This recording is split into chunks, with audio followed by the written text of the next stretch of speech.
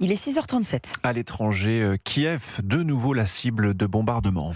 Des détonations ont retenti tôt ce matin dans la capitale ukrainienne, des assauts répétés alors que d'ici 2 jours, cela fera 4 ans que la Russie a lancé son offensive en Ukraine.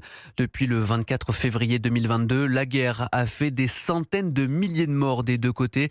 Des millions de civils ont fui le pays et pour ceux qui sont restés, leur quotidien est bouleversé, que ce soit sur le front ou dans les grandes villes du pays.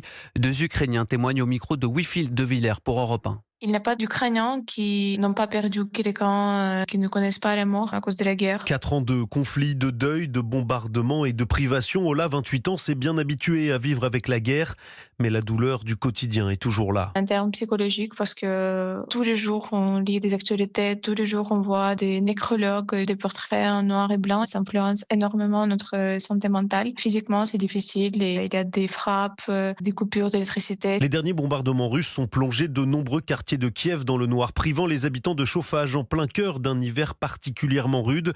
Si la guerre épuise, les Ukrainiens restent tout de même combatifs, affirme Anna. Pour cette habitante de Lviv, hors de question d'une capitulation aux conditions posées par Moscou. On ne peut pas baisser les bras, on ne peut pas céder les territoires. On a perdu trop de vies. Comment peut-on regarder dans les yeux des mamans, des femmes, des soldats qui sont morts pour protéger cette terre? On est fatigué, c'est sûr. Bien sûr qu'on voudrait tellement arrêter les morts, arrêter les bombardements, mais pas par ce prix-là. Anna dit rêver de paix, mais d'une paix qui respecte la dignité des Ukrainiens et offre un véritable avenir à son fils de 2 mois. Wilfried de Villers pour Europe